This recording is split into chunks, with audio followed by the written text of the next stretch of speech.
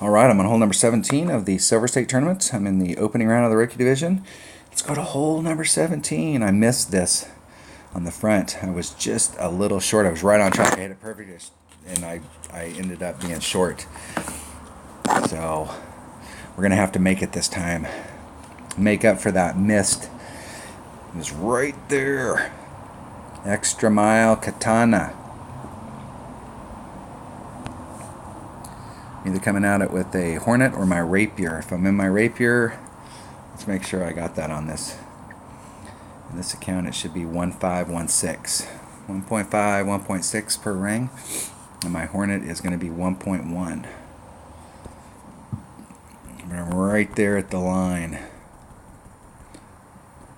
If I brought a 3-power ball, I'd probably end up being in my Rapier. But I feel very comfortable hitting this with my short iron at minimum club.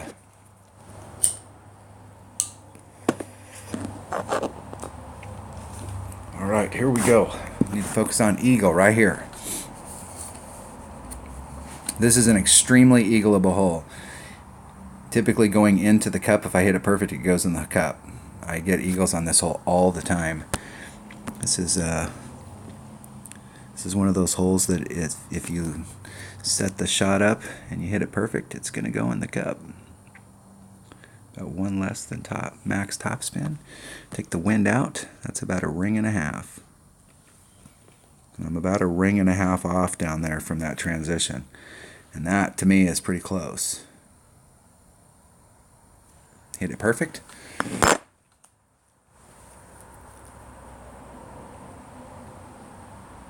Get a nice roll forward. If you put on max topspin, you'll probably end up in the rough up there. You'll actually overshoot it. So I usually don't put on max. And I normally get a ring and a half off of those transitional surfaces, especially on a drive where you're digging down in a hole like that.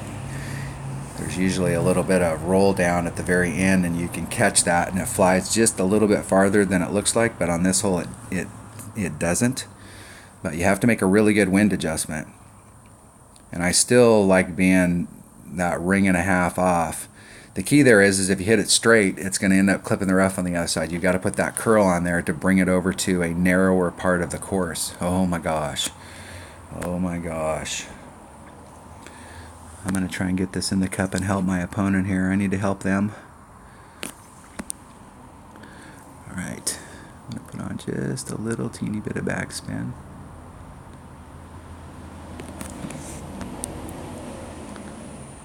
I want to go right at it.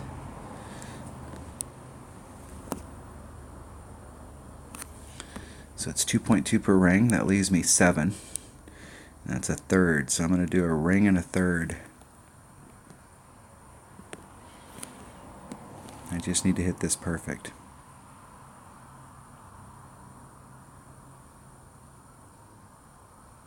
No, I hit it great to the left. It'll miss great to the left. Arrgh!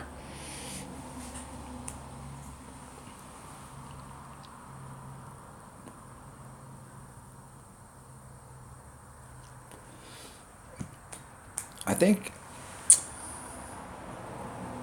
you know what you can do is you can hedge your bet on a hole like that.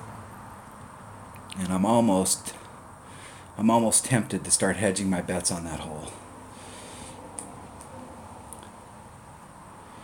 And the way you can hedge your bet on a hole like that, I let my opponent take a shot, and then I'm gonna think strongly about doing this.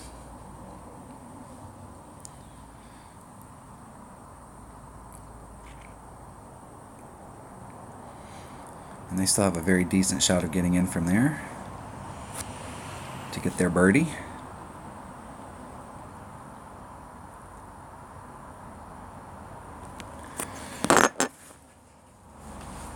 So let's say you're on a day and you're hitting, okay, some people, when their needle's going back and forth, always release when the needle is going from the right to the left. And some people always release when the needle is going from the left to the right.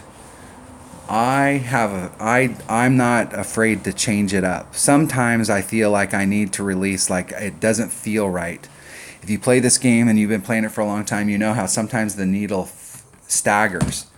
And so sometimes it goes deeper into the hole, like it'll go deeper into the left, and so it'll try and make that up, and there's almost like a slight, oh my gosh. Good game. Good luck. So sometimes you feel like when you're playing, you've got your needle going back and forth, your needle's going back and forth. And let's say you're one of those people that likes to hit when it's coming from the right to the left, and you keep catching a great to the right. Or you're one of those people that's going this way, and typically you'll release early. And so like if you release and you're going from this way, you'll catch a great to the left or a perfect before you'll catch the great to the right. And so some days you're off. Like some days I feel like my timing is off and I'm not hitting. I really like to hit the shot, other than putts, I like to hit from the left to the right. But if my timing's off, I'll switch and I'll start hitting from the right to the left, and it'll get my timing on. And then once I get my timing on, then it doesn't really matter to me. Then I'll switch it. I'll get a feeling like, wow, nope, I don't need to release now. I need to let it go by. And then I'll get a feeling for it.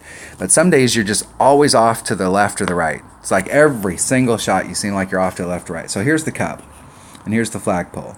And my shot right there was aimed directly at the flagpole. And from that distance, if I hit a great to the left, it's going to run right up against the edge of the cup and just barely miss.